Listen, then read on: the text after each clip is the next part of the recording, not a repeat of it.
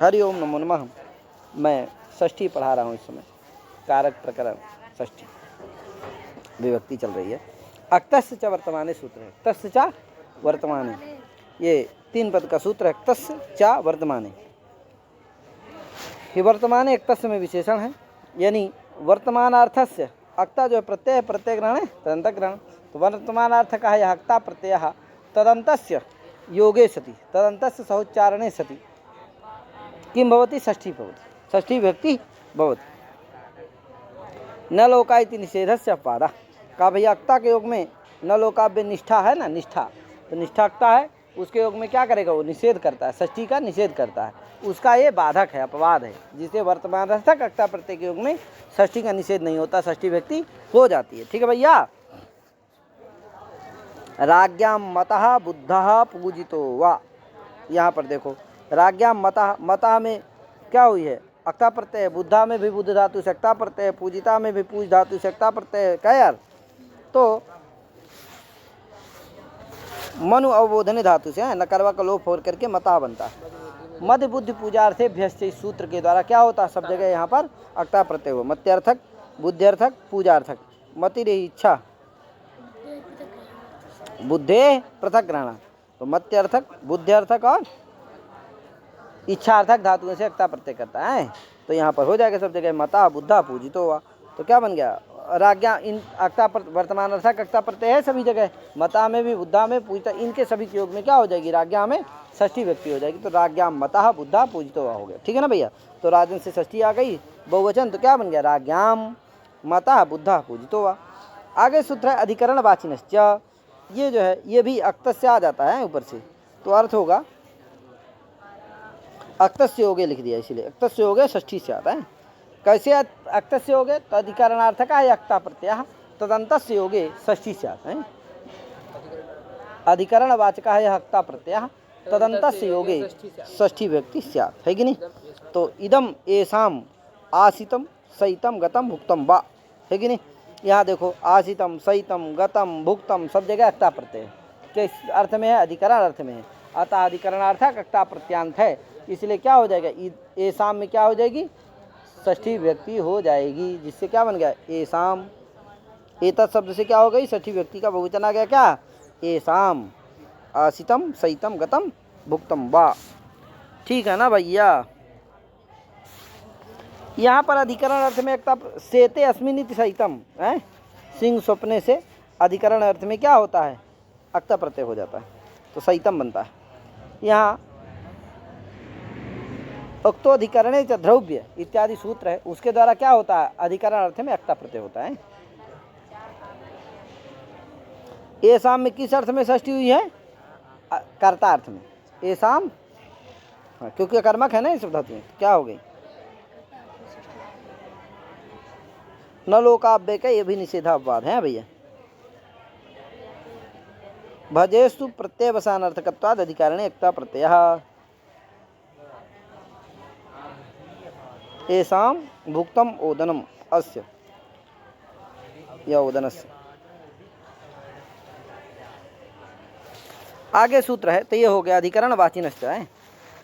आगे क्या है, न लोकाव्य निष्ठा खलर्थत्री नाम, ये सूत्र है, खलर्थत्री नाम। अब देखिए 2 पद का ये सूत्र है, ना और लोकाव्य निष्ठा खलर्थत्री नाम है ना, मन एसाम प्रयोग है षष्ठी न से, लेकिन इनका यदि प्रयोग हो तो षष्ठी नहीं होती है। किनका प्रयोग हो भैया, तो लोकाव्य निष्ठा खलर्थत्री का है। इनमें कौन कौन शब्द हैं, कौन कौन प्रत्यय हैं, तो बताने जा रहा हूँ। देखो लोका में ला उ उक 3 है, लोका में क्या है, लोक माने ला उ उक बराबर लोक बन गया, ठीक है। आगे अव्यय है, फिर निष्ठा है, फिर निष्ठा प्रत्यय, निष्ठा अक्तु निष्ठा, खलर्थ प्रत्यय है, त्रिन प्रत्यय, इन 7 शब्द क्या हैं, समाविष्ट हैं, है कि नहीं। सप्त शब्दाः समाविष्टाः प्रविष्टाः सन्ति, है कि नहीं। इनके योग में क्या नहीं होती है, एतदंत के योग में षष्ठी व्यक्ति नहीं होती। एतदंत बने अव्यय से तदंत नहीं लेना, बाकी जो प्रत्यय हैं उनसे तदंत का बोध कर लेना है। ला उ उक अव्यय निष्ठा खलर्थ, खलर्थ जो प्रत्यय है उनके योग में, और त्रिन प्रत्यय के योग में भी क्या नहीं होती है, षष्ठी व्यक्ति नहीं होती। त्रिन से प्रत्याहार लेना है। त्रिन से क्या है? प्रत्याहार आगे बताया जाएगा। त्रिन से क्या लेना है? प्रत्याहार। इसका विग्रह ऐसे कर लीजिएगा, पहले उकऊ बना लेना। क्या बनाना है? उकऊ। उच्च उच्च इति उकऊ। क्या? अरे उक रहेगा, दीर्घ हो जाएगा, क्या बनेगा? ऊ औ उकऊ। फिर क्या कर लेना? ला का ऊ के साथ कर लेना, तो लश्च उकौच। क्या? लश्च उकौच आव्ययंच निष्ठा च खलर्थाश्च त्रिंच इति लोकाव्यय निष्ठा खलर्थ त्रिनः तेषाम लोकाव्यय निष्ठा खलर्थ त्रिनाम। ठीक है। इस जगह पहले ऊ का ऊ के साथ दोनों समास करके फिर सबके साथ समास कर लेना है।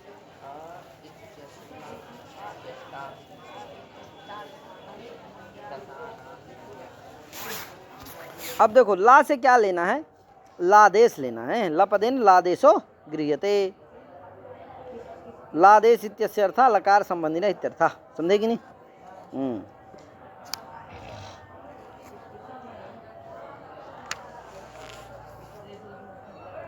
और ऊ से क्या लेना है? ऊपर से तदंत प्रत्यय तदंत विधि लेना है, तो उकारांता लेना है। ठीक भैया? और उकार भी ले लेना।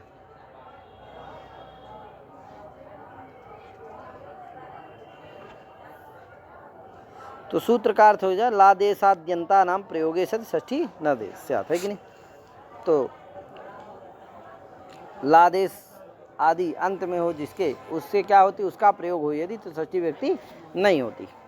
अब चलते हैं, 7 हैं, इनका उदाहरण भी क्रम से हम लोग जानते हैं। तो पहला है ला से क्या लेना है? लादेश लेना है। तो लादेश का उदाहरण जानते हैं। लादेशस्य उदाहरणं वर्तते कुर्वन् कुर्वाणो सृष्टिम हरि। कुर्वन् कुर्वाणो सृष्टिम हरि। अब देखो कुर्वन् में सत्री प्रत्यय है, कुर्वाणों में सानस प्रत्यय, क्री धातु उभयपदी है, ईत है और उभयपदी है, इसलिए सत्री प्रत्यय भी होगा। परस्मैपदी पद है होने के कारण, आत्मनेपद पद होने के कारण क्या होगा?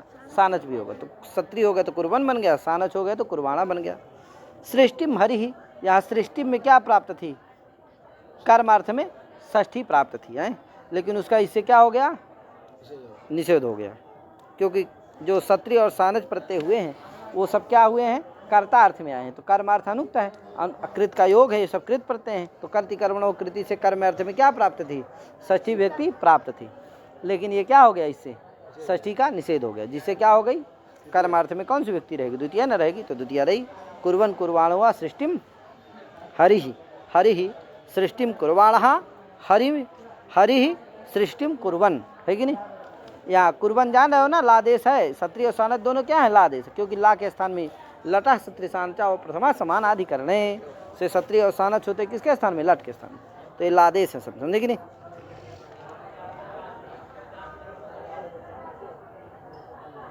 आगे अच्छा, सत्री और सानच भी कर्ता अर्थ को ही कहते हैं भैया। क्यों? क्योंकि स्थान्यार्था विधान समर्थ से ही आदेश था। स्थानीय के अर्थ को जो कहे वही, स्थानीय के अर्थ को कहने में जो समर्थ वही आदेश होता है। तो स्थानीय जो ला है उसका अर्थ कर्ता कर्म है, कर्ता कर्म होता है। तो यहाँ कर्ता अर्थ है, उसी वही अर्थ कौन है कहेगा? आदेश। सत्री और सानच भी कहेंगे। ठीक है?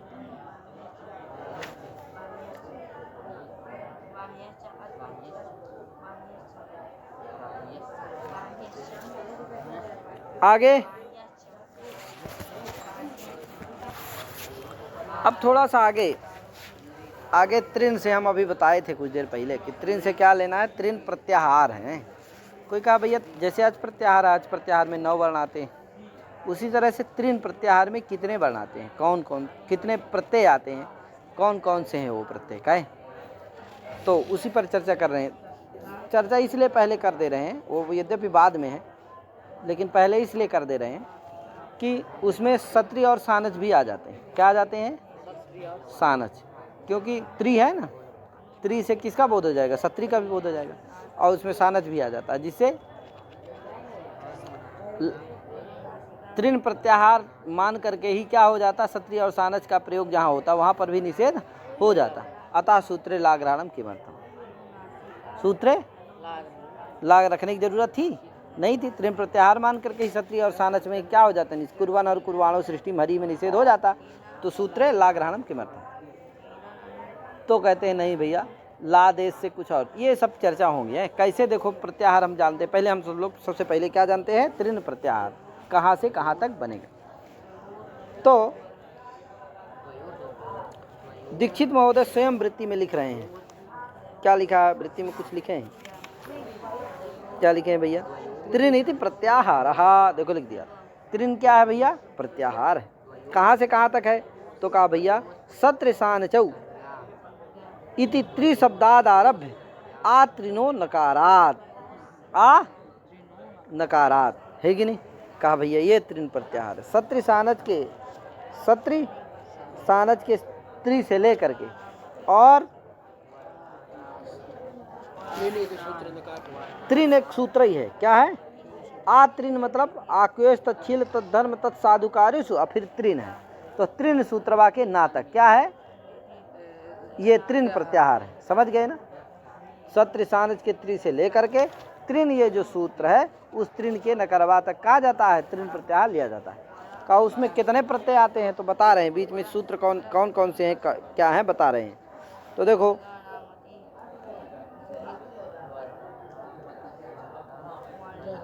लटा सत्रिशान चो, पहला सूत्र कौन सा है, अरे त्रिन कहाँ है, सत्री वाला लिया तो कहाँ है वो, लटा सत्रिशान चो प्रथम समानाधिकरणे, फिर संबोधने चा, फिर तौसत पुंग यजोश सानन, फिर ताच्छिल्य वयो वचन शक्ति सुचानस, फिर इंग धार्योर सत्र कृच्छिणी द्विशो अमित्रे सुयो यज्ञ संयोगे अर्हा प्रशंसायाम आकेश तच्छील तद्धर्म तत्साधुकारिषु और त्रिन। ये सूत्र क्रम है, इसमें इतने सूत्र आए। अब बताओ इतने प्रत्यय भी आ गए, अब बताओ इसमें सत्री भी आया कि नहीं आया, सानच भी आया कि नहीं आया। अतः त्रिन को मान करके ही क्या होता, सत्री और सानच का जहाँ प्रयोग है, कुर्वन कुर्वाणो व सृष्टि हरि, यहाँ पर षष्ठी का निषेध हो जाता। पुनः सूत्रे ला ग्रहणम किमर्थम व्यर्थम। तो कहते नहीं भैया, ला देश से क्या ले लेना है, लीडा देशानम, जो लिट के स्थान में होते हैं क्वसु, और जो लिट सदृश की किनो हैं, की और किन है, उनके योग में भी षष्ठी का निषेध हो जाए, इसके लिए लादेश आवश्यक है। क्यों, क्योंकि ये की और किन और कौसु ये क्या सब नहीं है, त्रिन प्रत्याहार में नहीं आते हैं। तो ये त्रिन केवल रखते, लादेश अगर नहीं रखते तो क्या नहीं हो पाती, इनके योग में षष्ठी का निषेध नहीं हो पाता। अतः इनके योग में भी षष्ठी का निषेध हो जाए, इसके लिए क्या रखने की जरूरत है, लादेश की रखने की जरूरत है, क्योंकि ये सभी लादेश हैं अथवा लीट के सदृश है की किन, इसलिए उनके योग में भी क्या हो जाए, षष्ठी का निषेध हो जाए, इसके लिए ला ग्रहण आवश्यक है, ला ग्रहण व्यर्थ नहीं। ठीक है ना भैया, इसीलिए देखो यहाँ इसका प्रतिपादन कर दिया। आगे चलते हैं, क्या उदाहरण दिया हो, ला फिर क्या है, उ का है ना, तो लादेश का हो गया। अब आया कौन, उ इत्यस्य उदाहरणं वर्तते हरिम दिदृक्षु अलंकरिष्णुर्वा, ये उदाहरण दिया, हरिम दिदृक्षु हरिम अलंकरिष्णु, ये उदाहरण है इसके, हैं अलग अलग, हरिम दिदृक्षु अथवा हरिम अलंकरिष्णु। यहाँ ऊ पद से जानते हैं क्या लेना है, ऊ पदेन उकारांता कृत प्रत्यय गृह्यते, अब विदेशवत भावेन उकार कृत प्रत्ययो गृह्यते हैं। ऊ से क्या लेना है, ऊ जो है कृत में विशेषण है, अकृत में विशेषण होने क्या हो जाएगी, तदंत विधि हो जाती है, जिससे क्या अर्थ होता है, उकारांत कृत प्रत्यय। उसे क्या लेना है, कृत प्रत्यय, और विदेशवत भाव से ऊ कृत प्रत्यय भी लेना है। ठीक है भैया, तो ऊ रूप कृत प्रत्यय भी लेना है अथवा उकारांत कृत प्रत्यय भी लेना है। ठीक है ना भैया। अब देखो दृक्षु में दृश्य धातु से सनंत हो गया, और फिर सना संस भिक्ष उह दिदृक्ष बन जाता है, सन प्रत्यय होकर के द्रष्टुम इच्छा दिदृक्षा, है कि नहीं, ऊ प्रत्यय होकर के क्या बन जाता है, दिदृक्षु बन जाता है।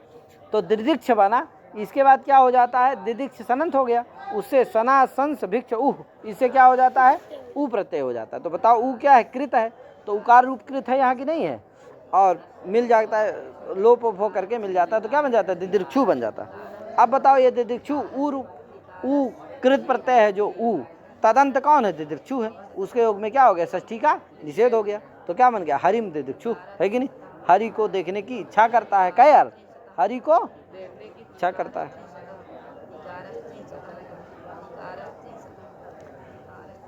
समझ गए कि नहीं? हरि क्या है? कर्म है भैया, ध्यान रखिएगा। आगे अलंकृष्णु, यहाँ देखो हरिम अलंकृष्णु, यहाँ पर देखो अलम उपपद जो क्री धातु है उससे क्या होता है? अलंकृ सूत्र से इष्णुच प्रत्यय होता है। अलंकृ सूत्र के द्वारा इष्णुच प्रत्यय होकर के क्या बनता है? अलंकृष्णु बनता है। अलम पूर्वक क्री धातु से इष्णुच प्रत्यय करके क्या बनता है? अलंकृष्णु। अब बताओ ये अलंकृष्णु में ऊ प्रत्यांत है ये क्या? ऊ कृत प्रत्यांत है? नहीं है, क्योंकि जो इष्णुच है, इष्णु क्या रहेगा? इष्णु बचेगा केवल। ये जो इष्णु है वो ऊ कृत प्रत्यय थोड़ी है। क्या है वो? उकारांत कृत प्रत्यय है। क्या है? कौन सा उकारांत कृत प्रत्यय है? इष्णु है। तो इष्णु क्या है? उकारांत जो कृत प्रत्यय है। तदंत कौन हो जाएगा? अलंकृष्णु। उसके योग में भी क्या होगी? जो कर्म है हरि, उसमें षष्ठी नहीं होगी। किससे प्राप्त है सब जगह कर्म में षष्ठी? कर्ति कर्मणो कृति से। ठीक है भैया, ध्यान दीजिएगा। तो निषेध हो गया तो द्वितीय रही आएगी, तो क्या बनेगा? हरिम अलंकृष्णु। ठीक है, तो लादेश का भी उदाहरण हो गया, ऊ का भी उदाहरण हो गया। ऊ से ध्यान रखिएगा क्या लेना है? उकारांता कृत प्रत्यय गृह्यते, उकार रूपोपि कृत प्रत्यय गृह्यते। उकार रूप कृत प्रत्यय का उदाहरण हो गया हरिम दिदृक्षु। उकारांत कृत प्रत्यांत का उदाहरण हो गया हरम हरिम अलम करिष्णु। हरिम अलंग करिष्णु। ध्यान दीजिएगा भैया, है पढ़ाते पढ़ाते आज 2 महीना से एकदम चाँप पढ़ा रहा हूँ, तो जीभ जो है क्या हो रही है। अरे 2 महीने से बहुत पढ़ा है भैया। आगे ऊ का उदाहरण है दैत्यान घातुको हरि। दैत्यान हरि। अब देखो यहाँ पर आक्वेश तच्छील तद्धर्म तत्साधुकारिश, इसके अधिकार में लस पत पद स्था भू वृष हन कम गम उकई हैं। अब इससे क्या हो जाता है? ऊके प्रत्यय हो जाता है। किससे भैया? तच्छील आदि अर्थ में होता है। तच्छील तद्धर्म तत्साधुकारी इन्हीं के अधिकार में है, तो इसी से होता है। तो हन धातु से क्या हो गया? ऊके प्रत्यय हो गया, तो उपधा वृद्धि हो गई, तो हान बन गया। कै हान ऊक, हान ऊक। अहो हंते से है हा को क्या हो गया? घत हो गया, तो क्या बन गया? घान ऊक। कहे महाराज। अब फिर क्या होगा? हनस्त हनस्तो चिर्ण मूलो, इससे क्या हो जाएगा? नकार को तकार हो गया, तो क्या बन गया? घात उक। मिला दो, घातुक। क्या बन गया? घातुक। अब फिर क्या होगा भैया? सु आएगा, सुकरु, तो क्या बन जाएगा? घातुका। इसका अर्थ क्या होगा? घातन शीलः, घातन धर्मा, घातन साधुकारी वा। दैत्यों को दैत्य कर्मक घातन, दैत्यान घातुका हरि का अर्थ होगा हरि कर्तृक, दैत्य कर्मक घातन शीलः, घातन धर्मा, घातन साधुकारी, ये अर्थ हो जाएंगे। समझे कि नहीं? वाह, माने हरि जो है दैत्यों को घातन शील हैं, घातन धर्मा है, घातन साधुकारी। कैर वो मारना चाहते हैं, उनको माने ठीक से रहने नहीं देना चाहते हैं, सही करना चाहते हैं कि सही हो जाओ भैया। आगे तो यहाँ उक प्रत्यांत कौन हो गया? घातुक। उसके प्रयोग होने पर क्या नहीं हुआ? दैत्य में जो कर्म है, कौन दैत्य है, उसमें षष्ठी जो प्राप्त थी उसका निषेध हो गया। किससे? कर्ति कर्म में। तो क्या बन गया? दैत्यान घातुको हरि बन गया। ठीक है ना भैया? आगे कर्मणि द्वितीय से द्वितीय हो जाता है, तो दैत्यान घातुका बन जाता है। अब इसी में एक ठो वार्तिक आ गया। क्या? कमेर अनिषेधा, ये वार्तिक आ गया। क्या यार? तो इस वार्तिक को जान लेते हैं हम लोग। क्या है? कमेह अनिषेधा। कम धातु को क्या होता है? निषेध नहीं होता। कम धातु में यदि उक प्रत्यांत हो तो भी क्या नहीं होता? निषेध नहीं होता है। तो लक्ष्म्या कामुको हरि, या लक्ष्म्या कामुको हरि। यहाँ कामुका हमें कम धातु है, इसलिए उक प्रत्यय हो करके कामुका बना है। यहाँ पर क्या नहीं होगा? निषेध नहीं होगा। नहीं होगा तो क्या हो जाएगा? लक्ष्म्या में षष्ठी हो जाएगी कर्तिकर्म के निषेध, तो क्या बन जाएगा? लक्ष्म्या काम को बन जाएगा। इसमें लस पत पद स्था भू वृष हन कम, कम आई है ना, तो उसमें निषेध नहीं होता। कम से भी उके प्रत्यय हो जाता है भैया। तो लक्ष्म्या कामुको हरि, यहाँ हो गया। अव्यय कहा जगत सृष्टवा सुखम कर्तुम। अव्यय का उदाहरण है जगत सृष्टवा। अब देख लीजिए, सुखम कर्तुम ये भी है। सृष्टवा में क्या होता है, सृज धातु से समान कर्तृकेव पूर्व काले क्त्वा, इससे क्या हो जाता है, क्त्वा प्रत्यय हो जाता है। तो सृज धातु क्त्वा प्रत्ययो भवति। सचा क्त्वा प्रत्ययः अव्यय कृतो भावे अनेन सूत्रेण भावे अर्थे भवति, है कि नहीं। तथा जस्त आदि करके क्या बन जाएगा, सृष्टवा बन जाता है, समझे कि नहीं। जस्त इष्टुत्व आदि करके क्या बन जाएगा, सृष्टवा। तो जगत सृष्टवा, अक्त्वा प्रत्यय थे इसलिए गुण नहीं होता है। तो सृष्टवा स्वादि प्रत्यय होंगे और उसका लुक हो जाएगा अव्ययदाप सुपा से, क्योंकि अक्त्वा तो सुन अक्त्वा तो सुन को सुना, इसे क्या है, अव्यय है ना ये, समझे कि नहीं, इसे लुक हो जाएगा तो क्या सृष्टवा बन जाता है। अब देखो यहाँ अव्यय से कृत अव्यय लेना है, क्या लेना है, हाँ अव्यय से सामान्य अव्यय नहीं लेना है कि नहीं, ऊपर इत्यादि। अभी तो क्या लेना है, कृत अव्यय लेना, क्योंकि उसी का कर्म संभव होगा, समझे कि नहीं। कर्मणि षष्ठी का निषेध करता है ना ये, तो कर्म करता के षष्ठी के, तो बताओ कर्म में षष्ठी किससे होगी, कृत अव्यय से ही होगी, क्योंकि कृत जो होगा वो धातु से आएगा और धात्वर से निरूपित ही कर्मत्वादि होते हैं, इसलिए कृत अव्यय ही यहाँ लेना है। ठीक है भैया, तो अर्थ हो जाएगा इसका कि अव्यय संज्ञा प्रयोजक यह कृत प्रत्यय तत्प्रकृति उपस्थाप क्रिया निरूपिता अनुक्त कर्मत्व विशिष्ट अर्था तस्मात् षष्ठी विभक्ति न भवती है, ये निषेध कर देगी। तो देखो जगत सृष्टवा, यहाँ पर अव्यय कौन हो, अव्यय संज्ञा प्रयोजक यह कृत प्रत्यय कौन हुआ, त्वा, तत्प्रकृति हो गई सृज, तद उपस्थाप्य जो क्रिया सृजनक क्रिया, तत्क्रिया निरूपिता अनुक्त कर्मत्व विशिष्ट अर्थ कौन हो गया, जगत। उसमें क्या नहीं होगी, षष्ठी नहीं होगी, तो कर्ति कर्म कृति से षष्ठी प्राप्त थी, उसका निषेध हो गया। तो कर्म में षष्ठी नहीं होगी तो कर्म में क्या हो जाएगी, द्वितीय व्यक्ति हो जाएगी।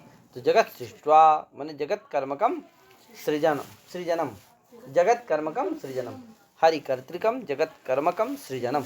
कहे महाराज, हरि ने क्या किया, जगत को बनाया। तो हरि कर्तृकम, हरि क्या है, करता है, जगत कर्म है और सृजन क्रिया है, तो हरि कर्तृकम जगत कर्मकम सृजनम, ये बोध हो जाएगा। ठीक है ना भैया, अर्थ हो जाएगा। आगे सुखम कर्तुम, यह तुमुन प्रत्यय है, ये भी क्या है, अव्यय है, तो कर्तुम हो जाएगा तुमुन प्रत्यय होकर के गुण होकर के, क्या यार।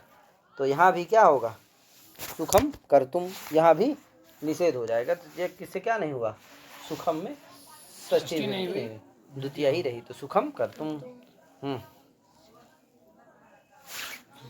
कृन्मय जनता से क्या होती है, कर्तुम की अव्यय संज्ञा होती है। अब आगे क्या है, निष्ठा। निष्ठा का उदाहरण है विष्णुना हता दैत्याः, दैत्यान हतवान विष्णु।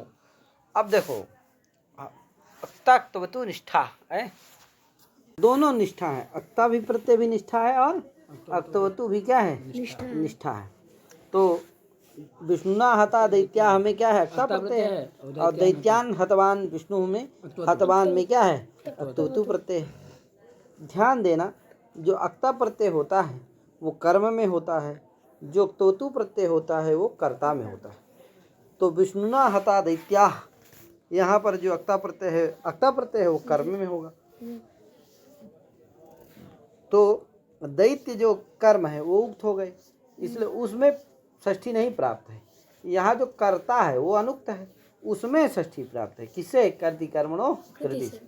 तो ये क्या कर देगा, निषेध कर देगा, कहीं भैया अक्ता प्रत्यय के योग में, निष्ठा के योग में नहीं होती है। तो अक्ता हता में क्या है, हन धातु से अक्ता प्रत्यय करने पर क्या बना है, बहुवचन का रूप क्या है, हता, दैत्याः का विशेषण है, क्योंकि हता दैत्याः केन विष्णुना अनुक्त करता है, इसलिए उसमें क्या हो जाएगी, तृतीय व्यक्ति षष्ठी होगी नहीं, इससे निषेध हो गया। किसमें षष्ठी प्राप्त थी, हाँ विष्णु में, क्या, क्योंकि अनुक्त करता था वही है, उसमें कर्म जो दैत्य है वो तो क्या हो गए हैं, किसके द्वारा, ता प्रत्यय के द्वारा हैं, उक्त हो गए हैं, इसलिए उसमें तृतीय षष्ठी नहीं प्राप्त है। किसमें प्राप्त है, जगत जो विष्णु करता है उसमें, तो निषेध हो गया, तो अनुक्त कर्ता में तृतीया हो जाती है, जिसे विष्णुना हता दैत्याः।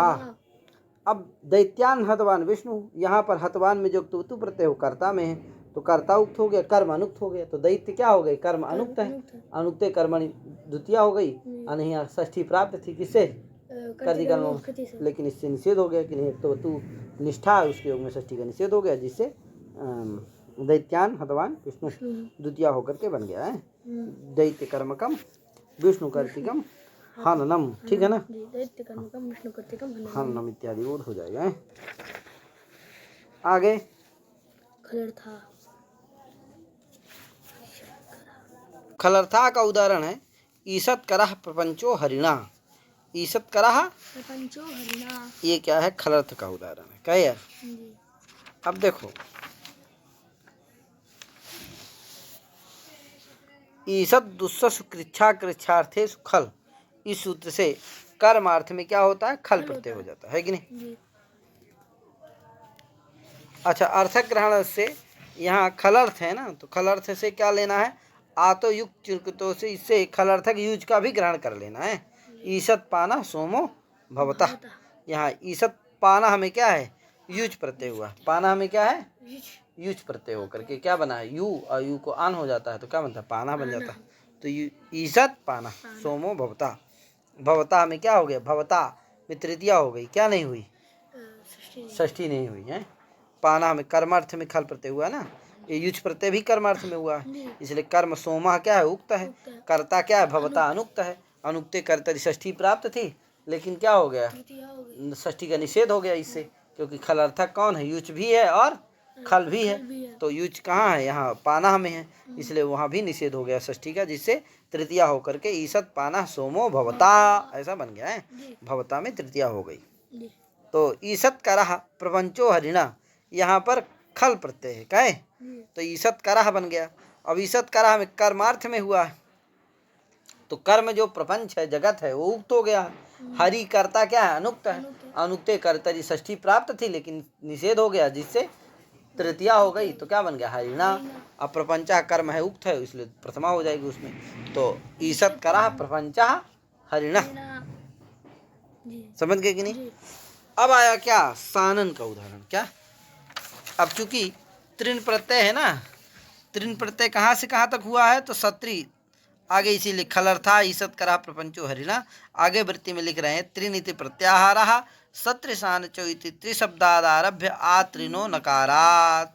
तो इसका मतलब ये तृण प्रत्याहार, हम इसके इस तृण प्रत्याहार के विषय में पीछे हम बता चुके हैं, कौन कौन से तृण प्रत्याहार में प्रत्यय आते हैं वो भी हम बता चुके हैं। तो सानन प्रत्यय जो है तीन प्रत्याहार में आता है, तो सानन प्रत्यय के योग में क्या होगी, षष्ठी का निषेध हो जाता है। तो जैसे सोमम पौ, सानन का उदाहरण है, सानन प्रत्यय का उदाहरण है सोमम पौमाना। अब यहाँ देखो सोमम पौमाना हमें पौमाना में पुंग पवने इत्यस्मात् धातो हो पुंग यजो सानन, इस सूत्र से क्या होता है, वर्तमान कालार्थे सानन प्रत्यय होती है कि नहीं। सान में क्या बचता है, केवल आन, तो पू आन और गुण आवादेश होकर के क्या बन जाएगा, तो देखो और सप भी हो जाता है, क्योंकि सानन क्या है, शीत है, इसलिए सप भी हो जाएगा। तो पू आ आन, पू आ आन, गुण आवादेश होकर के पव आन, और मुख आने मुख से मुख आगम भी हो जाएगा, तो सबके आगे आगे बैठेगा, तो पव मा आन मिला दो, पव मान। अब ये पव मान में कर्ता अर्थ में हुआ है सानन, तो कर्ता है तो कर्ता उक्त होगा, कर्म जो सोम है वो क्या है, अनुक्त होगा, अनुक्ते कर्म षष्ठी प्राप्त थी लेकिन क्या हो गया, इससे निषेध हो गया षष्ठी का, सानन के योग में नहीं हुआ, तृण के योग में, इसलिए क्या हो गया, द्वितीया हो गई, षष्ठी नहीं हुआ तो द्वितीया हो गई, तो क्या हो गया, सोमम पवमाना देवदत्ता, समझे कि नहीं, सोमम पवमाना देवदत्ता है कि नहीं। आगे आत्मानम चानस का है, देखो चानस भी तृण प्रत्याहार में आता है, तो आत्मानम मंड्यमाना, आत्मानम मंडयमाना, मडि भूसायाम, भूसा याम, तो भूषायाम इससे ऋच प्रत्यय होकर के यदि तो नुम धाते से नुम हो जाता है, ड़त होकर के मंडी बन जाता है। क्या बनता है? मंडी। और फिर से उसकी ऋजंत की धातु संज्ञा हो जाती है। और ताच्छिल्य वयो वचन शक्तिसु चानस, इस सूत्र से क्या होता है? चानस प्रत्यय हो जाता है। चानस में केवल आन बचता है और मंडी आन बन जाता है। क्या बनता है? मंडी आन। फिर से पूर्वत क्या हो जाता है? तीन से साधु संज्ञा हो जाती है, कर्ता सबसे सप हो जाता है और गुण हो जाता है, अयादेश हो जाता है। तो मंड्य मंडय बन जाएगा। हाँ, मंडी है और गुण अयादेश होकर के मंडय, और फिर आन, फिर से मुकागम मिला दो, मंडय मान, मंडय मान, और सु आएगा, सु मंडय माना बन जाएगा है। आत्मानम मंडय माना, अपने आप को क्या कर रहा? मंडित कर रहा है। क्या मन? भूषित कर रहा है, अलंकृत कर रहा है। क्या? भूषायाम इसीलिए है भैया, है भूषण अर्थ है। तो यहाँ आत्मानम, आत्मानम क्या है? कर्म है। चानस किस में? वो कर्ता में हुआ है, तो कर्ता उक्त है, कर्म अनुक्त है, इसलिए अनुक्त कर्म है आत्मानम। उसमें षष्ठी प्राप्त थी लेकिन इससे निषेध हो गया, जिससे त्रिन के योग में जिसे द्वितीया होकर के आत्मानम मंडे माना ये प्रयोग बन जाता है। आगे सत्री प्रत्यय का उदाहरण है वेदम अधीयन। वेदम अधीयन, यहाँ अधिप उपसर्ग पूर्वक इंग धातु, इंग अध्ययने धातु है। तो इंग धार्यो सत्र कृक्षणी, इससे क्या होगा? सत्य प्रत्यय होकर के अनुबंध लोप होकर के क्या बन जाएगा? आधि ई आत। क्या बन जाएगा? अब साधातु संज्ञा हो जाएगी किसकी? सत्री की। फिर कर्ता ऋषभ से सप हो जाएगा, अनुबंध लोप हो जाएगा, क्या बन जाएगा? आधि ई आ अत। क्या? आधि ई आ अत। सत्री का क्या बचेगा? अत बन जाएगा, सबका आ है, तो आधि ई आ अत। आगे अचिष्णु धातु भ्रंग से क्या होगा? इयंग कर देना, तो क्या बन जाएगा? आधि ईय आ अत, और क्या हो जाएगा? ई में दीर्घ हो जाएगा, सवर्ण दीर्घ, तो क्या? अधीय बन जाएगा, अधीय अ अत। अतो गुण से अधीय अत मिल जाएगा, और उसे अतो गुण से पररूप हो जाएगा, तो अधीयत बन जाएगा। क्या बन जाएगा? अधीयत, और स्वादिकार नुमादि करके अधीयन बन जाएगा। क्या बन जाएगा? अधीयन। तो वेदम अधीयन, वेद का अध्ययन करता हुआ। तो वेद क्या है? कर्म है। सत्री प्रत्यय किस में हुआ? कर्ता में हुआ है। तो अनुक्त कर्म कौन है? वेद। उसमें क्या हो जाएगी? षष्ठी प्राप्त थी, द्वितीय हो गई, क्या बन गया? वेदम अधीयन, ऐसा बन जाता है। त्रिन का उदाहरण है कर्ता लोकान। डुक्री करने धातु से क्या होता है? त्रिन सूत्र के द्वारा तीन प्रत्यय होकर के कृत्रि गुण होकर के और कर गुण रपरत्व आदि होकर के कर्त्री बन जाता है, स्वादिकार अनंग आदि सब करके कर्ता बन जाता है।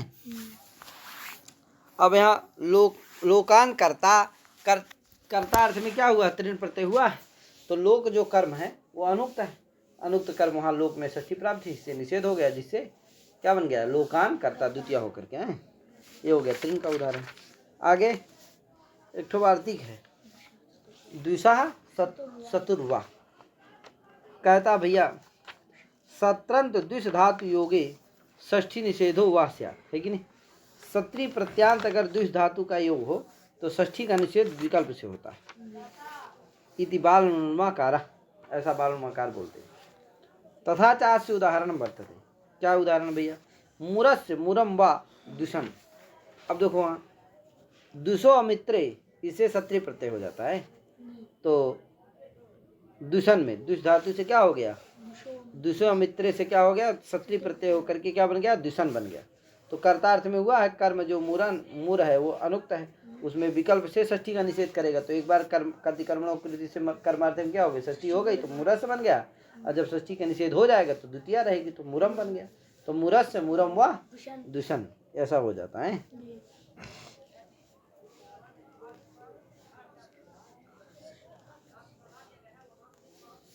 अब आगे कुछ विशेष बताने जा रहे हैं कि सर्वोयम कारक षष्ठ्याः प्रच्छेदः शेषे षष्ठी तो स्यादेव। का भैया ब्राह्मणस्य कुर्वन् नरकस्य जिष्णु।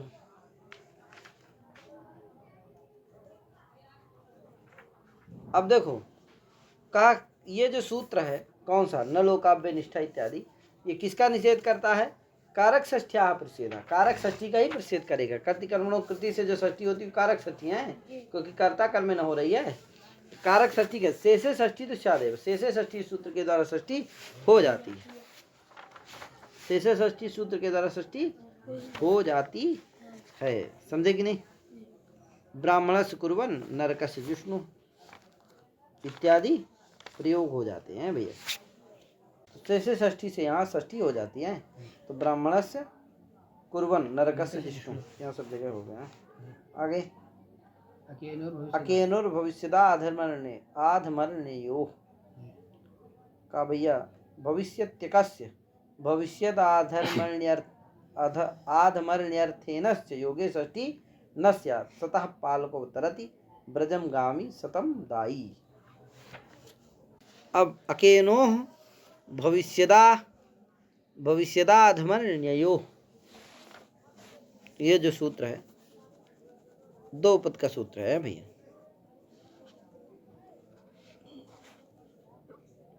अब देखो न की यहाँ अनुवृत्ति आ जाती है, ये भी षष्ठी का निषेध करता है। आकाश्च इंच इति अकेनो अकेनौ तयोः अकेनो, और इधर कर लेना भविष्यच्च आधमरण्यंच इति भविष्यदाधमरण्यौ तयोः भविष्यदाधमरण्योः, ऐसा तुम कर लो। यथा संख्यम नेष्यते इति भाष्यम वर्तते, है कि नहीं। यथा संख्या यहाँ नहीं लेना है, भविष्यद अर्थक जो अक और आधमरण्यार्थक इन, ऐसा यहाँ यथा संख्य नहीं करना है। भविष्यत के साथ अक का संबंध कर दो और इनका किसके साथ कर दो, आधमरण के साथ, तो ऐसी बात नहीं। यथा संख्या मात्र नैष्यते, तो इसका अर्थ हो जाएगा भविष्यति आधमरणे च वर्तमानयोः अकेनोः योगे षष्ठी न स्यात् इति फलितं भवति, है कि नहीं। ऐसा इसका अर्थ हो जाएगा।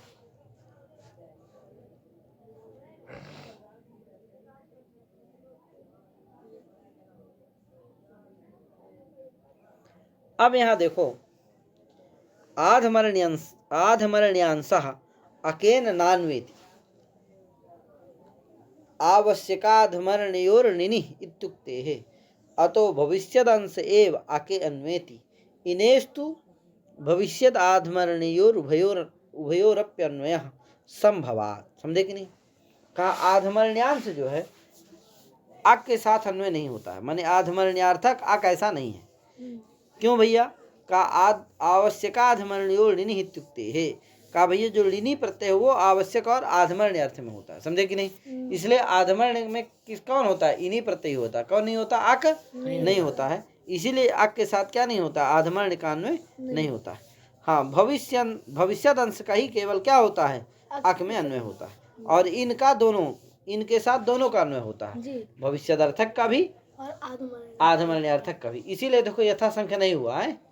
क्या भविष्यत का अक के साथ कर दो, इनके साथ, क्योंकि इनके साथ दोनों का करना है। भविष्यत का तो ठीक है अक के साथ कर लिए काम चल जाएगा, लेकिन इनके साथ दोनों का करना है। यथा संख्या करोगे तो हो पाएगा, नहीं हो पाएगा। तो भविष्यद आधमरणयोर उभयोरपि इन इत्यत्र अन्वय भवति, है कि नहीं। संभवात्, क्योंकि संभव है, दोनों चीज इनमें संभव है, मिलता है। वो भविष्यदार्थक भी होता है, आधमरण्यार्थक भी होता है। इसीलिए देखो वृत्ति में लिखा है भविष्यत्यकस्य, लिखा नहीं, भविष्यति अकस्य, भविष्यत्यकस्य और भविष्यद आधमरण्यार्थेनस्य योगे षष्ठी न स्यात्। भविष्यत और आधमरण्यार्थक जो इन, उसके योग में क्या नहीं होती, षष्ठी नहीं होती। तो दोनों का किया नहीं कि इनके साथ, आ के साथ केवल भविष्यत का। इसीलिए वृत्ति में लिखे हैं दीक्षित जी भविष्यत्यकस्य भविष्यदाधमरण्यार्थेनस्य योगे षष्ठी न स्यात्। कहे अब उदाहरण दिया, सतः पालको तरति ब्रजम गामी सतम दाई। अब देखो सतः पालको तरति, यहाँ पर पालका है, क्या है, पालका में क्या है, अक प्रत्यय, क्या है, अक प्रत्यय। पालका में क्या होता है, अड़बुल प्रत्यय होता है, उपधा वृद्धि भी हो जाती है तो पालका बन जाता है। अब देखो अड़बुल किससे होता है भैया, तुमुन अड़बुलो क्रियायाम क्रियार्थायाम। इसे भविष्यति अड़बुल भविष्यति गम्यादय इत्यतो भविष्यत अनुवृत्ति है। कहे यहाँ क्या होता है, भविष्यत गम्यादय से भविष्यत की अनुवृत्ति आ जाती है, जिससे तुमुल नवड़ो क्रियायाम क्रियार्थाम से भविष्यत में क्या होता है, अड़बुल प्रत्यय होता है। अड़बुल में क्या वो होता है, वो को क्या हो जाता है, आख हो जाता है, उपधा वृद्धि होकर के पालका बन जाता है। तो सातः पालको उत्तरति, सतः मन सज्जनान पालयिष्यन् हरि प्रादुर्भवति, है कि नहीं, इत्यर्थः वर्तते। सतः सज्जनान पालयिष्यन् हरि प्रादुर्भवति, सज्जनों को पालन करने के लिए हरि क्या होते हैं, प्रादुर्भाव होते हैं, हरि का प्रादुर्भाव होता है। अब यहाँ बताओ पालयिष्यन्, पालका मतलब क्या है, पालयिष्यन् पालन करने के लिए, भविष्यत अर्थ में अक है कि नहीं है, अतः भविष्यत अक प्रत्यय है, तदंत कौन हो गया, पालका। उसके प्रयोग होने पर जो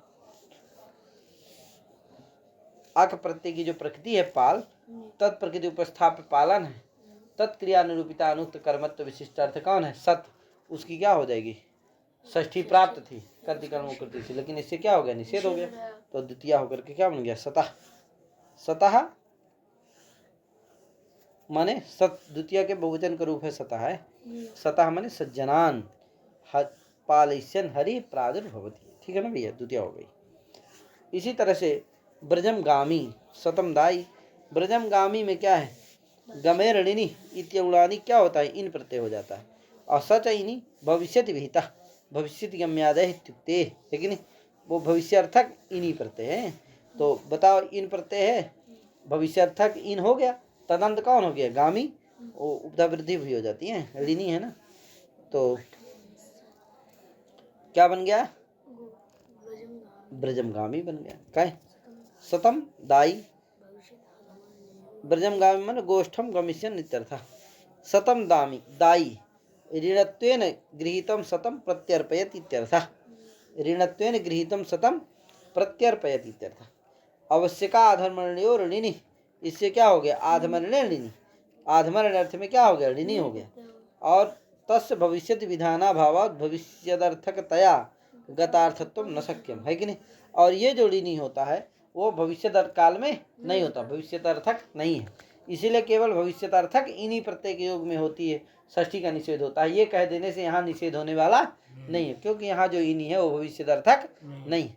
ब्रजमगामी वाला तो था, लेकिन ये वाला नहीं है, नहीं है तो क्या, क्योंकि भविष्य गम्यादय के द्वारा क्या हो जाएगा, गामी में जो गामी में इन्हीं प्रत्यय वो तो क्या है, भविष्यार्थक था, लेकिन सतम दाई में जो ऋणी प्रत्यय है वो क्या है, आधमरण्यार्थक है, वो भविष्यार्थक नहीं, इसलिए यहाँ पर आधमरण्यार्थक इन्हीं प्रत्यय है, उसके योग में भी सच्ची का निषेध हो जाएगा सतम में, इसलिए द्वितीय होकर के सतम दाई बन जाता है, ठीक है ना भैया।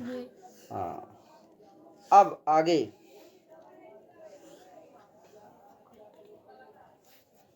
सूत्र आया, कौन सा, कृत्यानाम कर्तरि वा सूत्र है, क्या है, कृत्यानाम कर्तरि वा, ये 3 पद का सूत्र है, कृत्यानाम कर्तरि और वा। कृत्यानाम षष्ठ्यंत है, कर्तरि सप्तम्यंत है, वाव्य पद है।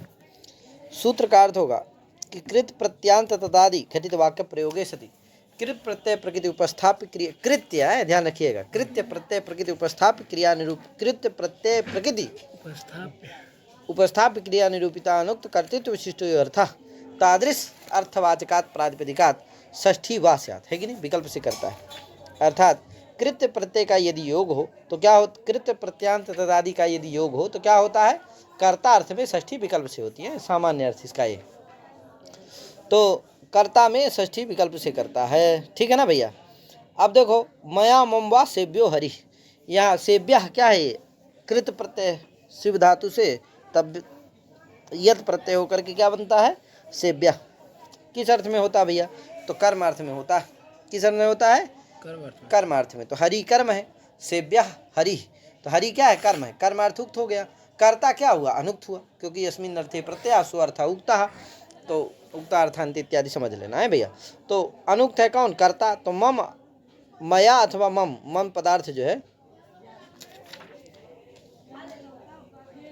अस्मदर्थ जो पदार्थ है वह क्या है,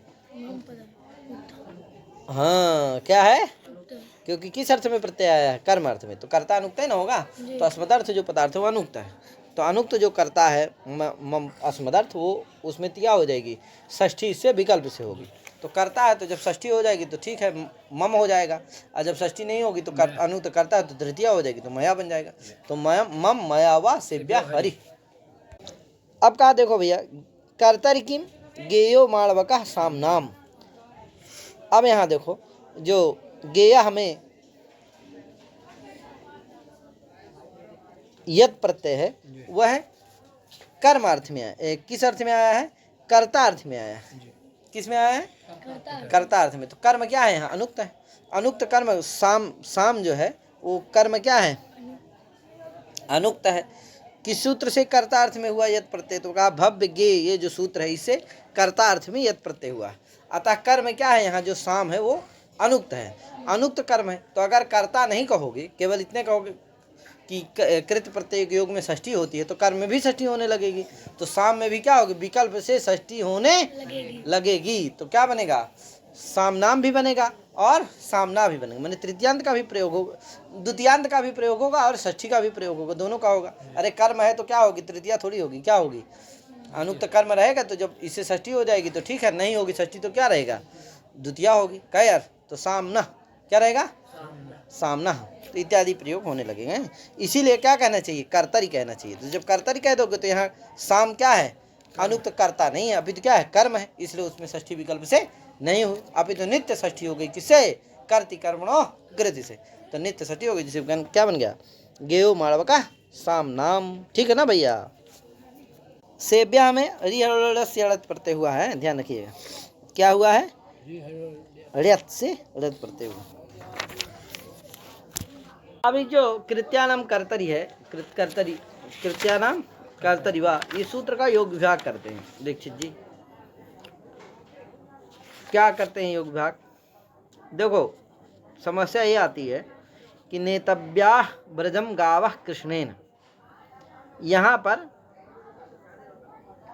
दो कर्म है, क्या है, दो कर्म है। नी धात्वर्थ, नेतव्या में नी धातु है ना, तो नी धात्वर्थ क्रिया निरूपित दो कर्म है। कौन कौन है भैया, नेतव्या ब्रजम गावः कृष्णेन, कितने कर्म है, दो कर्म है। पहला कौन है, गो, दूसरा कौन है, ब्रज।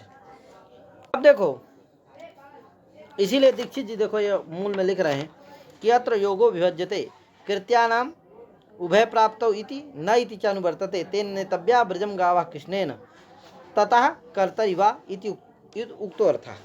कर्तरिवा दूसरा होगा, उसका अर्थ जो वृत्ति में लिखा है कि कृत्यानाम योगे सति कर्तरि विकल्पेन षष्ठी स्यात्, कहे, लेकिन कृत्यानाम इसका योग विभाग करते हैं, तो इस नेतव्या ब्रजम गावः कृष्णेन इस प्रयोग की सिद्धि होती है। तो देखो यहाँ नी धातु है, नी धात्वर्थ क्रिया निरूपित दो कर्म है, पहला है गो, दूसरा है गौ, दूसरा है कौन है, ब्रज है। नेतव्या में नी धातु से तबियत प्रत्यय करने पर कर्मार्थ में क्या होता है, तबियत प्रत्यय होता है भैया। नी धातु से तबियत प्रत्यय किस अर्थ में होता है, कर्मार्थ में, तो नेतव्या बनता है, ठीक है, गुण आदि होकर के क्या बनता है, नेतव्या। अब देखो यहाँ तबियत प्रत्यय के द्वारा गो रूप, गो कर्म क्या है, उक्त हो जाता है, समझे कि नहीं, गो कर्म क्या होता है। अब अनुक्त कौन है, कर्मार्थ में आया है तो इसलिए कर्ता भी अनुक्त होगा, और जो ब्रज कृष्ण कर्म कर्ता भी अनुक्त होगा, और जो ब्रज कर्म है वो भी क्या होगा, अनुक्त होगा। ठीक है ना भैया। कौन कर्म उक्त है, गो कर्म उक्त है। कौन अनुक्त है, ब्रज कर्म और कृष्ण कर्ता दोनों क्या है, अनुक्त हैं। अतः उभय प्राप्ति हो गई, यहाँ क्या हो गई, उभय प्राप्ति माने कर्ता और कर्म दोनों में षष्ठी प्राप्त है, कृत के योग में है। कृत के कृत प्रत्यय कौन हो गया, नेतव्या में तबियत प्रत्यय, उसका योग है, अतः सौच्चारण होने पर दोनों में षष्ठी प्राप्त है, कर्ता में भी और कर्म में भी उभय प्राप्ति हो गई। तो उभय प्राप्त अगर सूत्र लग जाए तो कहेगा भैया उभय प्राप्त कर्मणि है, वह कहे उभय प्राप्ति जहाँ रहती वहाँ कर्म में ही होती षष्ठी, तो यह कर्म में ही हो, किसमें, नेतव्या ब्रजम गावः कृष्णेन, ब्रज में ही हो, क्योंकि गो कर्म तो उक्त है, कहे तो। और उभय प्राप्तों का ये बाधक है। अगर उभय प्राप्तों को बाध करके कृत्यानाम कर्तरी लग जाए तो कहे भैया कृष्ण पद, कर्ता कौन है? कर्ता में षष्ठी होगी तो कर्ता कौन है? कृष्ण। कृष्ण तो कृष्ण पद से क्या होने लगेगी? षष्ठी होने लगेगी। तो कृष्णेन की जगह क्या बनने लगेगा? कृष्ण से बनने लगेगा। कहे यार ये समस्या आती है। क्या समस्या आई? कृष्ण पद से विकल्प से षष्ठी होने लगेगी। और ब्रज से क्या होने लगेगी? कर्मवाचक है तो कर्ति कर्मणों कृत्य से नित्य षष्ठी प्राप्त है। कहे क्या प्राप्त है? क्योंकि अनुक्त कर्म है कौन? ब्रज। ठीक है, गो कर्म उक्त हो गया है, लेकिन ब्रज जो कर्म है वो अनुक्त है और कृष्ण कर्ता अनुक्त है। तो कर्ता में किसे? इससे कृत्यानाम कर्तव्य से विकल्प से षष्ठी हो जाए और जो कर्म है कौन? ब्रज, उससे कर्ति कर्मणों कृति से नित्य षष्ठी हो जाए। तो कहा भैया ये समस्या आई। इस समस्या का तो नेतव्या ब्रजम गावः कृष्णेन, ये प्रयोग बन पाएगा? नहीं। कृष्णेन में तृतीया हो पाएगी ना, ब्रजम में द्वितीया हो पाएगी। तो कहा भैया कृष्णेन में तो ठीक है, मैंने विकल्प से तृतीया हो सकती है, लेकिन ब्रजम में तो नित्य क्या होने लगेगी? इस समस्या का वारण करने के लिए दीक्षित जी कहते हैं कि योग विभाग करके यहाँ इस समस्या का समाधान करते हैं। कैसे करते हैं भैया? तो देखते हैं हम लोग।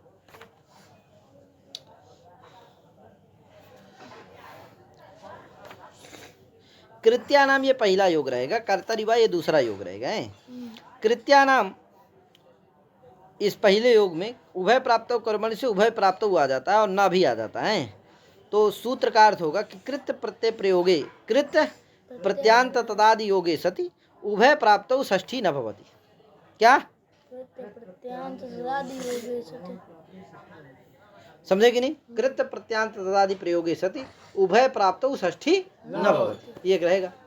कृत, अब देखो कृत प्रत्यांत नेतव्या में है ही, तो कृत प्रत्यांत तदादि का प्रयोग है, इसलिए उभय प्राप्त कर्मणि उभय प्राप्त षष्ठी न भवति। उभय में प्राप्ति है इसलिए षष्ठी नहीं होगी, तो षष्ठी नहीं होगी। तो ब्रजम में क्या नहीं होगी? षष्ठी। न इसमें ही षष्ठी होगी। किसमें? कृष्ण में। उभय प्राप्त षष्ठी न भवति। कर्मणि नहीं आता, बस उभय प्राप्त षष्ठी न भवति। उभय प्राप्ति होने पर षष्ठी नहीं होता है। कृत प्रत्यांत तदादि प्रयोगे सति है भैया।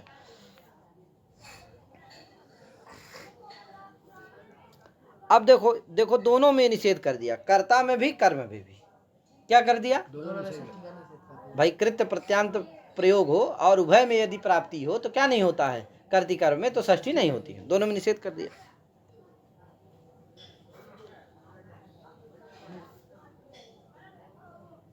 अब देखो ब्रज रूप कर्म में जो कर्ति कर्मणों से नित्य षष्ठी प्राप्ति थी उसका भी क्या हो गया? निषेध हो गया। अब बचा कौन? कृष्ण। क्या हो गया? कृष्ण। अब कृष्ण में क्या होगी?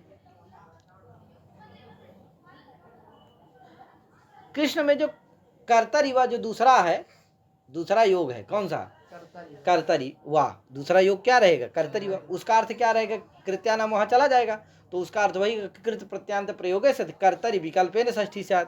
तो उससे भी जो षष्ठी प्राप्त रहेगी कृष्ण पद में, उसका भी निषेध करेगा। कहा भैया उभय प्राप्ति हो जहां, वहां पर न कर्ता में षष्ठी होती न कर्म में होती, दोनों में नहीं होती। क्या? तो दोनों में निषेध कर दिया, तो न कृष्ण में षष्ठी होगी ना न, अरे कृष्ण ही करता है ना, ब्रज में होगी। ठीक है, दोनों में निषेध कर दिया। तो ब्रज में क्या हो गई? द्वितीया हो गई, कृष्ण में तृतीया हो गई। तो नेतव्या ब्रजम गावः कृष्णेन, ये प्रयोग की सिद्धि हो जाती है। कह यार गौ गावो गावः, तो नेतव्या इसीलिए है नेतव्याः गावः, नेतव्याः ब्रजम गावः, हाँ गावः ब्रजम कृष्णेन है। वो नेतव्या उसी का विशेषण है। किसका? गावः का है, तभी ना वो उक्त हुए। ध्यान रखिएगा है।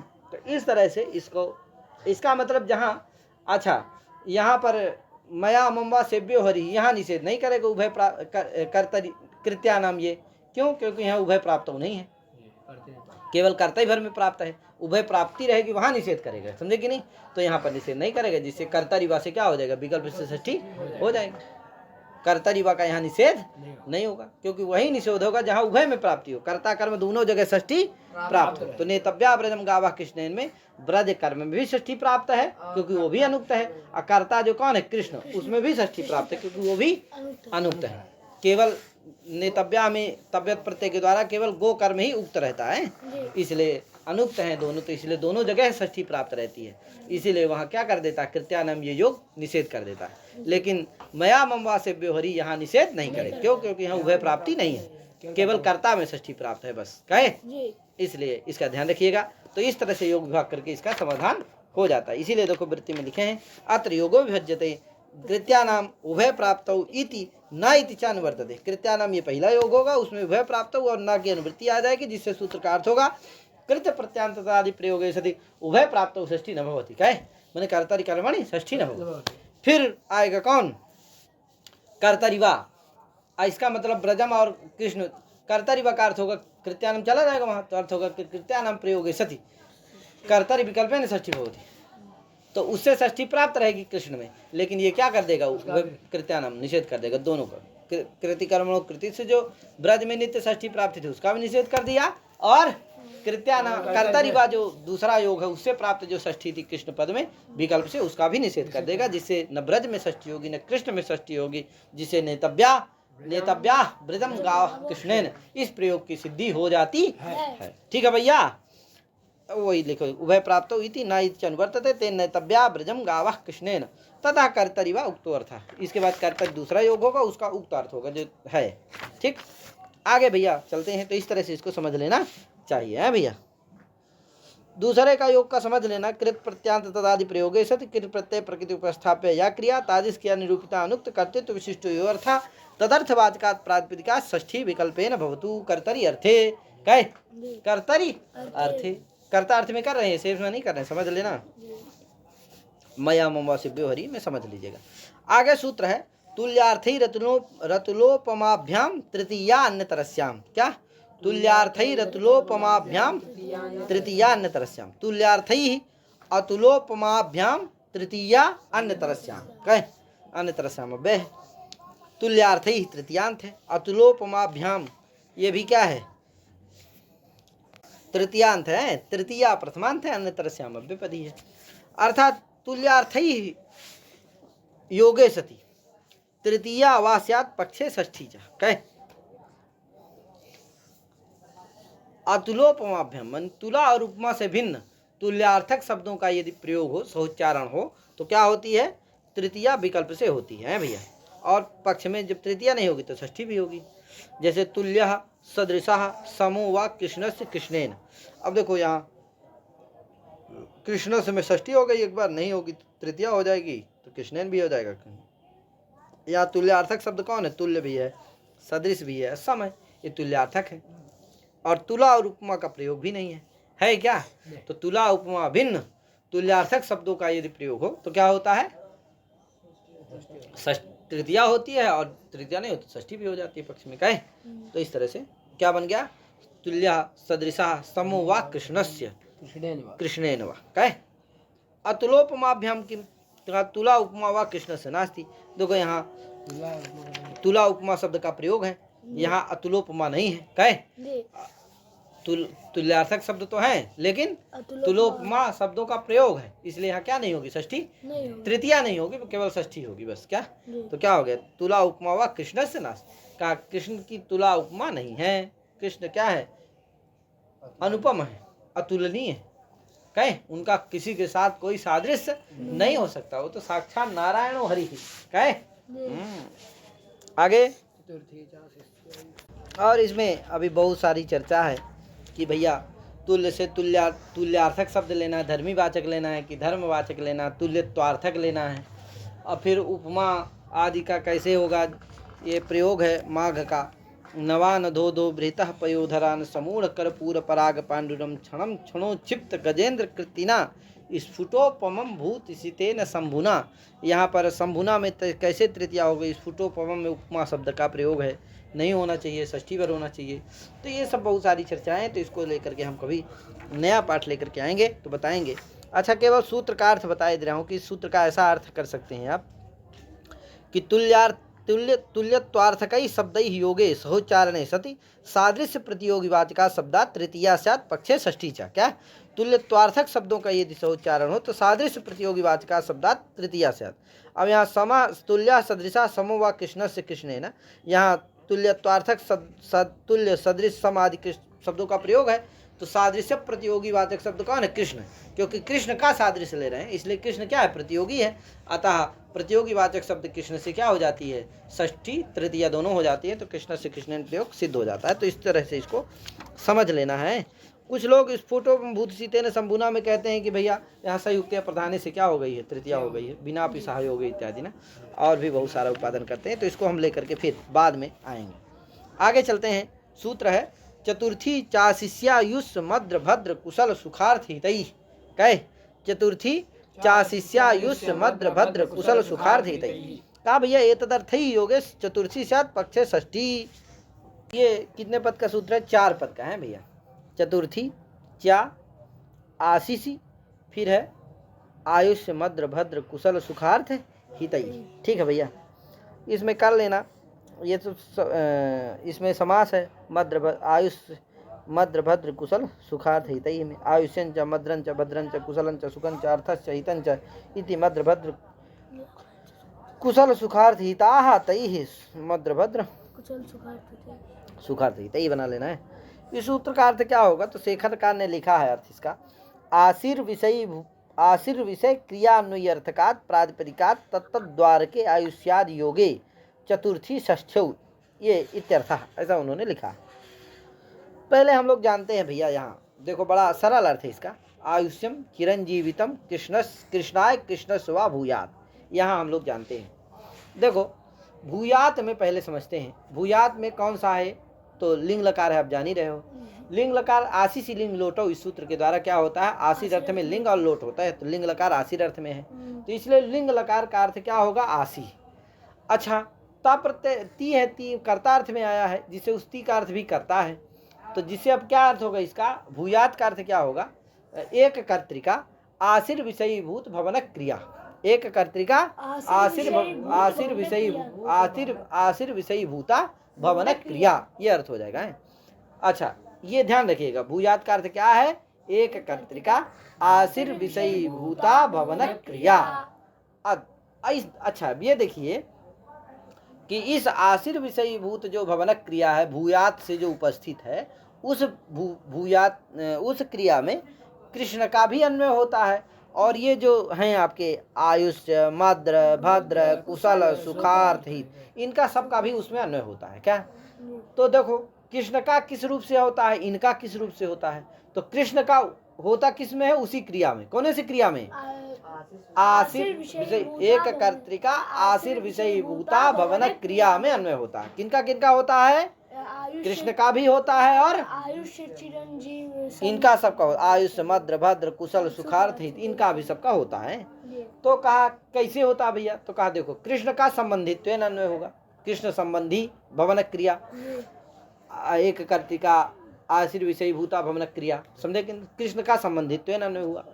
इनका सबका आयुष्य का आयुष्य मद्र भद्र कुशल सुखार्थ हित, इनका सबका कैसे? तो कहा भैया इनका सबका कर्तृत्व अन्वय होता है। अच्छा, सब जगह अर्थक ग्रहण करना है, माने आयुष्यार्थक शब्द ले लेना है, मद्रार्थक भद्रार्थक शब्द ले लेना है। तो कोई कहा भैया जब मद्रार्थक शब्द लोगे तो भद्र भी ले ही लिया जाएगा, तो मद्र भद्र की अर्थम तो कान ने तरो न पठनिया, नीचे लिखेंगे है। एक ही पढ़ने से काम चल जाएगा, दूसरे को पढ़ने की जरूरत नहीं। एक में से एक किसी को पढ़ दो, दोनों में से किसी एक को पढ़ दो, दोनों को पढ़ने की जरूरत नहीं। तो चलिए, तो क्या हुआ? इनका सबका किस रूप से अन्वय होता है? कर्तृत्व। तो देखो कृष्ण का भी उसी क्रिया में अन्वय हुआ है। इनका आयुष्यं चिरं जीवितम मद्रम भद्रम कुशल सुखार्थ, इनका सबका भी कहाँ अन्वय हुआ है? एक कर्तृका आशीर विषयीभूता भवन क्रिया में, भवन क्रिया में हो रहा है। क्या यार?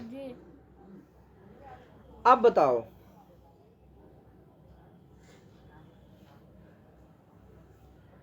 इसका मतलब है कि आयुष्यं चिरंजीवितम मद्रम भद्रम, इनका कृष्ण के साथ योग है। साक्षात तो योग नहीं है, अपितु क्रिया द्वारा योग है। क्रिया कौन सी है? एक कर्तृका आशीर विषयीभूत भवन क्रिया द्वारा इस इनका सबका कहाँ अन्वय हो रहा? कृष्ण के साथ योग है, समझे कि नहीं? अतः क्या हो जाएगा? इनका परंपरा योग हो जा रहा है कहाँ? कृष्ण के साथ। अतः इनका योग कृष्ण के साथ है, अतः कृष्ण में क्या हो जाती है? चतुर्थी भी होती है, षष्ठी भी होती है, जिससे आयुष्यम चिरंजीवितम कृष्णम कृष्णस्य कृष्णाय वा भूया। ठीक है ना भैया? आयुष्यम चिरंजीवितम मद्रम भद्रम कुशलम, कुछ भी बोल दो। आयुष्यम कृष्णस्य कृष्णाय वा भूयात्, चिरंजीवितम वा कृष्णस्य कृष्णाय वा भूयात्, और मद्रम इसी तरह से सबको समझ लेना है भैया। हाँ, इसीलिए देखो वृत्ति में लिखा आयुष्यं चिरंजीवितम कृष्णाय कृष्णस्य वा भूयात्। देखो तो ये अर्थ को हम लोग घटा लेते हैं। आशीर विषयी भूत भवन, आशीर विषयी भूत कौन सी क्रिया हुई? एक कर्तिका आशीर विषय भूत भवन, अर्थ क्या हुआ है? अर्थ शेखरकार ने लिखा है आशीर विषय क्रिया अन्वयी अर्थकात प्रातिपदिकात तत्द्वार के आयुष्यादि योगे चतुर्थी षष्ठ्यो इत्यर्था, ये लिखा। तो देखो आशीर विषय भूत क्रिया कौन सी हुई? एक कर्तिका आशीर विषय भूत भवन क्रिया। तदन्वयी अर्थ कौन सा हो गया? कृष्ण रूप अर्थ, उसमें हो रहा है कि नहीं हो रहा? तदन्वयी अर्थ, तदर्थ प्रतिपादक प्रातिपदिक कौन है? कृष्ण है। अच्छा, उसके साथ क्या है? तद्वार के आयुष्यादि योगी, तद्वार के माने आशीर विषयी भवन क्रिया द्वारक आयुष्यादि का योग भी है कृष्ण के साथ। अतः तादृश कृष्णवाचक प्रातिपदिक से क्या हो जाएगा? चतुर्थी और षष्ठी दोनों हो जाएंगे, जिससे कृष्णाय कृष्ण शिवा चिरंजीवितम आयुष्यम भूयात, समझे कि नहीं? सुखम भूयात, मद्रम भूयात, भद्रम भूयात, ठीक है ना भैया? तो इस तरह से बन जाता है। निरामयम सुखम, इसीलिए लिखा देखे एवं मद्रम भद्रम कुशलम निरामयम सुखम सम अर्था प्रयोजनम हितम पथ्यम वा भूयात, ये सब आप कह सकते हो। अब देखो यहाँ आशीष किम, आशीष क्यों कहते हो? तो कहा भैया आशीष नहीं कहोगे तो देवदत्त से आयुष्यम अस्ति, यहाँ आयुष्य शब्द का प्रयोग है, तो यहाँ देवदत्त में क्या होनी चाहिए? षष्ठी होनी चाहिए, चतुर्थी भी होनी चाहिए। तो कहा नहीं हो, जब आशीष कह होने लगेगी चतुर्थी भी होने लगेगी, जब कह दोगे तो नहीं होगी। क्यों? क्योंकि यहाँ जो आयुष आशीर विषयीभूत आशीर विषय अर्थ की प्रतीति नहीं है। आशीर विषयीभूत क्रिया अन्वयी अर्थ प्रातिपदिक नहीं है।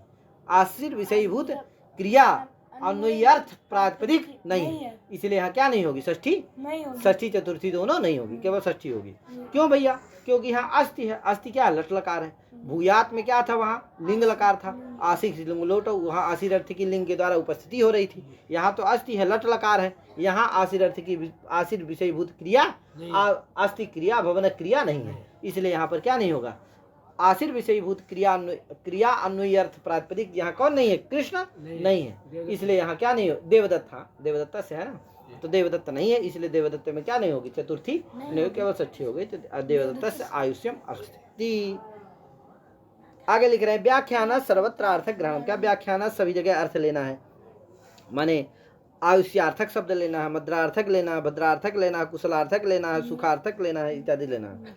तो कहा भैया मत, तो फिर मद्र भद्र क्यों पढ़ दिए? तो कहा मद्र भद्रयो पर्यायत्वाद अन्यतरो न पठनीय।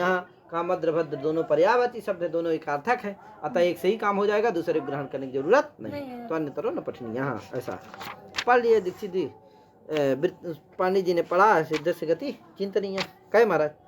हाँ, अब इसमें भी बहुत सारी है कि हित के योग में भी चतुर्थी हो ही जा रही है, चतुर्थी सुख के योग में भी चतुर्थी हो ही जा रही है। तो चतुर्थी तदार्थार्थ बल ही सुख रक्षित इत्यादि के द्वारा वहाँ बल हित सुख के हित के साथ समास विधान वो ज्ञापन करता है कि चतुर्थी विभक्ति होती है, क्योंकि चतुर्थंत का समास करना है। तो अगर हित के योग में चतुर्थी नहीं होगी तो समास विधान करना क्या हो जाएगा? व्यर्थ हो जाएगा। अतः वही ज्ञापन करता है कि हित के योग में क्या होती है? चतुर्थी तदार्थात बल हित सुख रक्षित। तो हित और सुख ज्ञापन करते हैं कि हित सुख के योग में क्या होती है? चतुर्थी व्यक्ति भी होती है। अगर यहाँ पर भी हित सुख योग में तो चतुर्थी कर ही दे रहा है, षष्ठी भी कर रहा है, चतुर्थी भी कर रहे, समास हो ही जाता, वो ज्ञापन कैसे करेगा? तो वो सब असंगति होगी। ये सब क्या है? तो ये कहना है कि भैया इससे जहाँ चतुर्थी होती है वहाँ सामर्थ्य नहीं रहता है। क्या नहीं रहता? क्योंकि बताया हूँ अभी आशीर विषयीभूत भवन क्रिया में अन्वय हो रहा है, इनका चतुर्थ्यंत के साथ क्या नहीं होगा?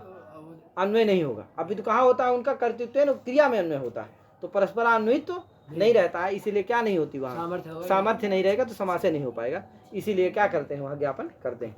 फिर हम इसको विस्तार से लेकर के आएंगे, अभी हम आज इतने पढ़ा रहे हैं। तो इस तरह से षष्ठी विभक्ति इसी के साथ पूर्ण हो गई है।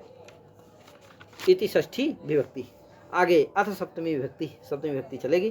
तो आज इतने करके अपनी बारी विराम देता हूँ। सभी को हरि ओम, दोनों जय श्री राम, राधे राधे, महादेव।